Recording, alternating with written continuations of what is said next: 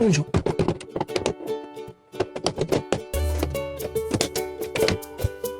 あ、なんと、なんでこんなことがある？これ逆についてるやん。キャンピングカーに乗り続けて30数年、年齢とともに旅のスタイルも変わってきた。今の旅に合った理想のキャンピングカーが欲しい。そこで作ってしまえということで、このバスを手に入れた。はい、今日はまずね、電気の分電盤を取り付けていきたいと思います。分電盤なんですけども、ちょうど都合のいいのがなかったので、都合のいい分電盤に改造するところからスタートです。はい、始まりました。電気の豆知識というのは置いといて、さっきの分電盤の改造なんですけども、前半の肝心なところが全く映像撮れてませんでした。一番重要な部分だったんでね、あそこから見てもね、何をしてるか全然わかんないですよね。その辺をちょっと説明しときたいと思うんですけども、僕が使おうと思ってる分電盤じゃないわ、インバーターは DC48V の入力をすると、こっちから AC100V 50A という電気が取り出せます。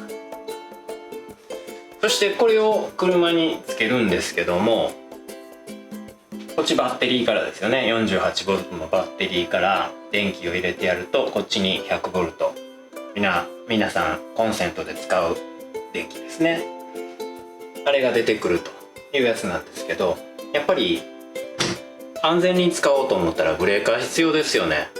50A のブレーカーで 100V の線2本のやつで、小ブレーカーがいっぱいついてるやつっていうのが需要があんまりないんで売ってないんですね。普通一般家庭ではどうなってるかというと、こういう線3本つながるメインのブレーカーがついてて、その後ろにいっぱいちっちゃい小ブレーカーがついてて、そこから線2本に分かれていくという分電盤が一般的なんですよ。だからもうこの線2本の 50A の分電盤っていうのがないんで、今回この線3本の入力でいっぱい小ブレーカーがついてるやつっていうのを買ってきたんです。それを線2本で 50A でいっぱいのブレーカーが使えるように改造してたのがさっきの改造なんですね。でその仕組み、中身をちょっと説明しときますと、欲しかった分電盤はここに線2本で、ここ 100V の 50A っていうのがメインのブレーカーがついてて、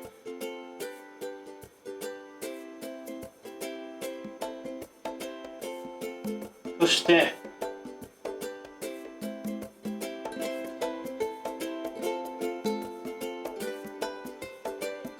ここに小ブレーカーが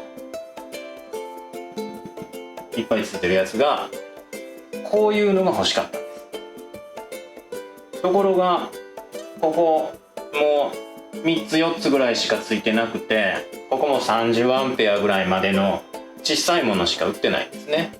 で仕方なく買ってきたのが改造してた分電盤なんですけど、中身はメインのブレーカーは線3本なんです。そしてこの3本の線が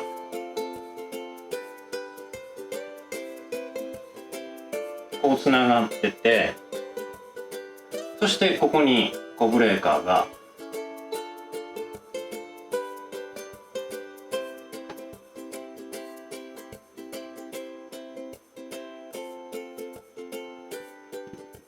こういっぱいついてるわけですね。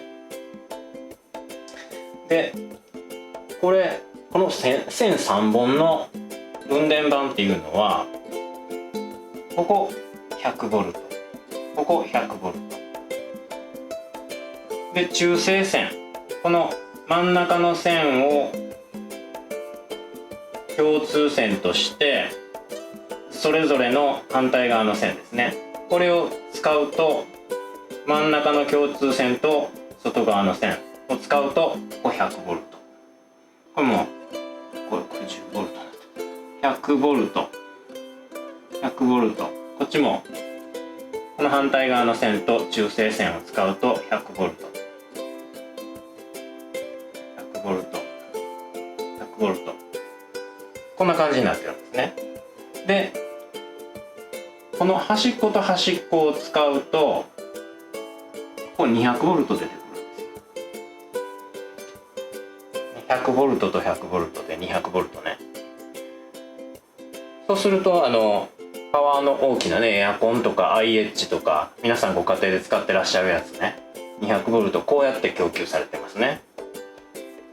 そういう電気機器が最近いっぱいあるんで、こっちが主流なんで、こんな分電盤ごく小規模のとこね 100V しか使わないよっていうところのために小さいのは作られてるんですけど、こんだけいっぱいブレーカーついた 100V のやつってないんですよ。でこの買ってきたこの線3つつながるやつを 100V の 50A として使おうというのが今回のその改造です。でこれ中性線の方はこう中身ねブレーカーの中ですけどスイッチがついててこうつながってます。こっちもスイッチがついてて、こっちには 50A 流れたらこのスイッチを切るという 50A 流れたこのスイッチをね切りに行くというセンサーがついてます。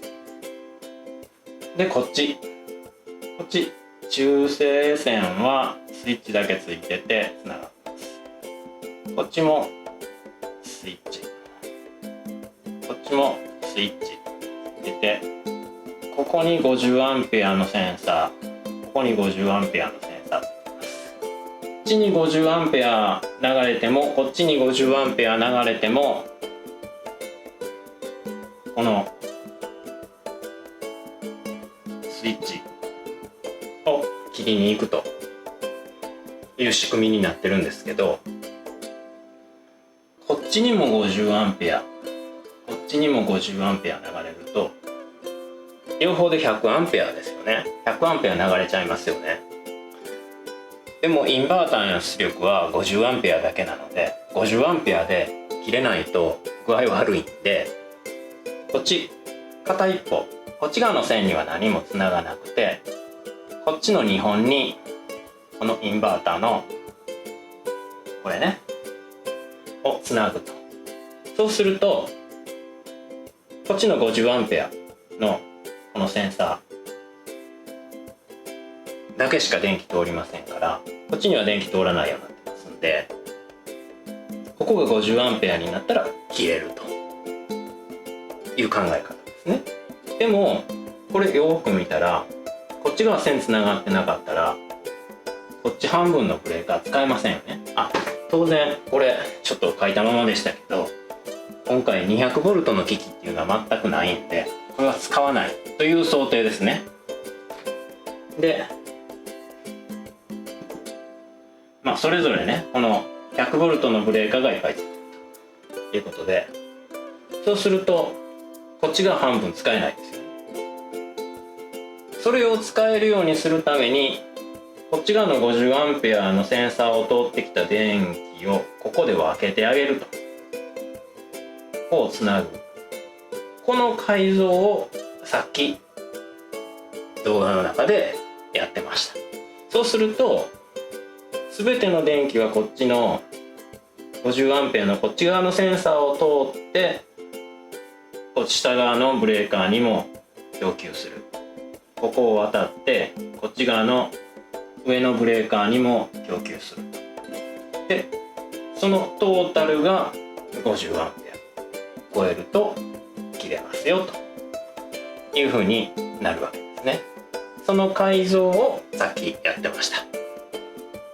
でね、この線をネジで止めたところから後半の映像が始まってます。それでは映像の方に戻ってどうぞ。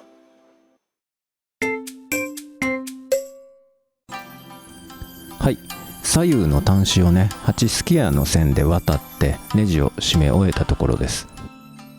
これでね、上から2本の線で 100V を供給すると 50A でこのブレーカーが落ちることになります。はい、そしたらね、他の部分は元通りに戻していきます。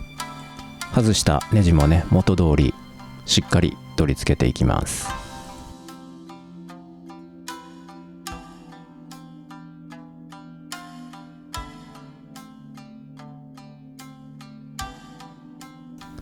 そしてケーブルを通す穴を開けていきます。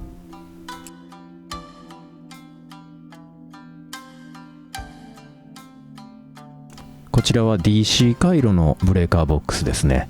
ケーブルを通す穴を開けていきます。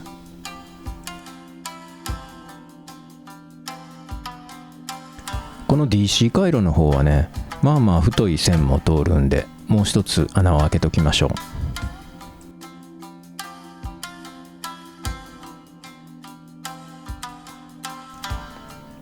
はい、ケーブルを通す穴が開け終わりました。この左のね、緑のブレーカー、これがソーラーパネルから来る分ですね。そしてこの青いブレーカーがバッテリーからの出力回路、そしてこの赤いブレーカーがバッテリーへの入力回路のブレーカーになる予定です。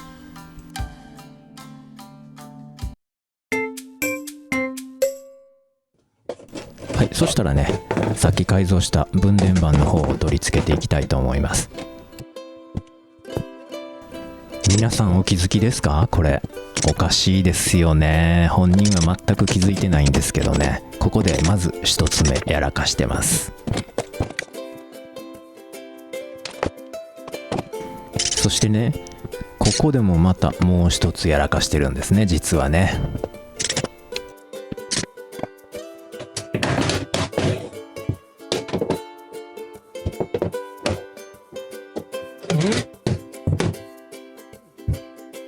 なんかここに出っ張りがある。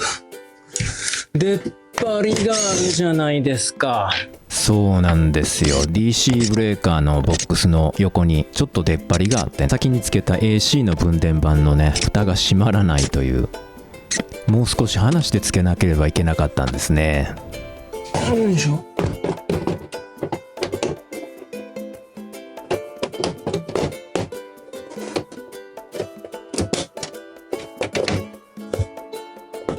あ、なんと、なんでそんなことがある？これ逆についてるやん。そうなんですよ。これどこを見てたんでしょうね。上下が逆についてるんですよ。こんなことってあります？ほんまに。はい、ちゃんと付け直しました。蓋もね、ちゃんと閉まるようになりました。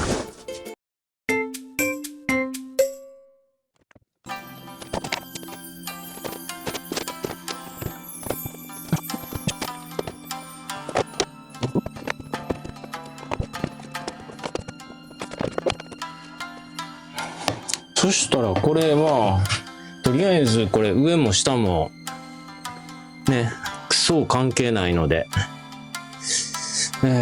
線通しにくくなるんで、先の線を全部上に持っていっときましょうか。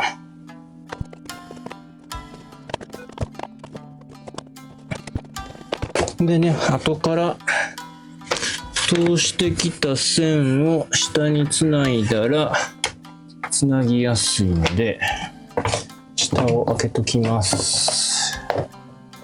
で、上はちょうど5本やね。あ、これはあれか、棒タンでいかなあかんのか。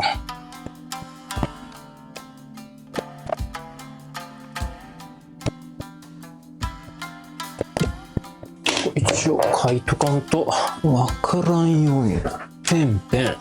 ここがパッセンジャーシート。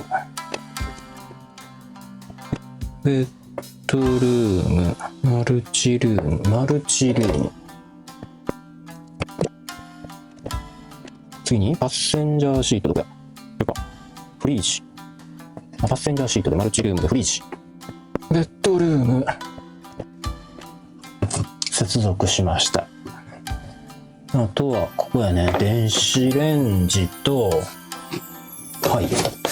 これがね、こっちのどっかこの辺に IH と電子レンジがつくんですけど、ちょうどね、ケースがこんなんしか、変な色のやつしかありませんでした。しゃあないな。まあ見えへんとこなんでね、これでことにします。これあれやね、ちょっと浅いな。深い方のいけるか、いける？ギリ深い方のケースがあった方が良かったかもね。これがIH、こっちがニュートラル。あ、なんとか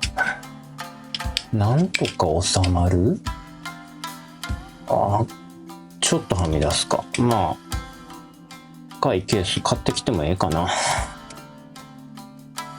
当然ね、 IH とね電子レンジはそれぞれ1500ワットぐらいいくんでね、回路は別々ですよ。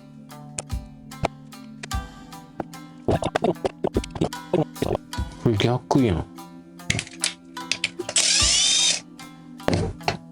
こっちが左ですわ。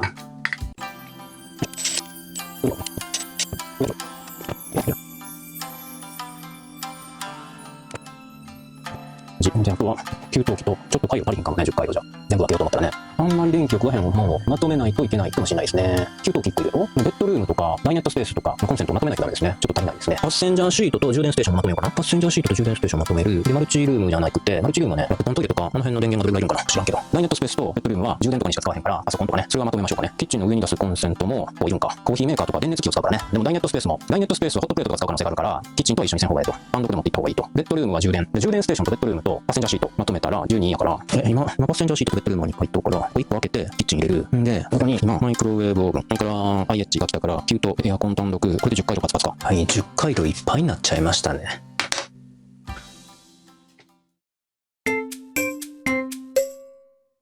はい、そしたら DC 側の回路を組んでいきたいと思います。これがバスの 24V のバッテリーから 48V のサブバッテリーを充電する走行充電器です。そしてバスバーですね。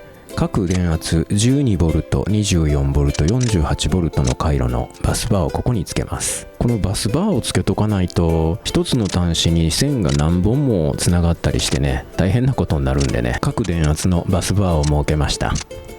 そしてこれがね、各 12V の回路に行くヒューズボックスですね。これも12回路のものを用意したんですけども、後で考えてみたらちょっと回路足りないんですよね。もう6回路ぐらい足しとこうかなと思ってます。それはまたパーツが届いてから付けたいと思います。そしてこの左に取り付けた機器なんですけど、ここに取り付ける前にデスクの上でだいぶ実験してたんです。熱暴走するんじゃないかとかね、いろいろ心配があったんでね、何ヶ月か試してたんですけども、何の問題もありませんでした。これを取り付けることによって車内のケーブルとか回路がすごく簡単になるんですね。しかもかなりコスパも良くて使い勝手もめちゃめちゃいいんですね。キャンピングカーを作るにはもってこいの機器だと思います。このアイテム次回紹介したいと思いますので楽しみにしていてください。はい、この DC ブレーカーなんですけども、ここの端子が線が直付けできるものかなと思ってたんですが、どうもしっくりこないので、ここ専用の端子注文しましたんで、しばらく作業の方は中断です。はい、今回はここまで。それではまた次の動画でお会いしましょう。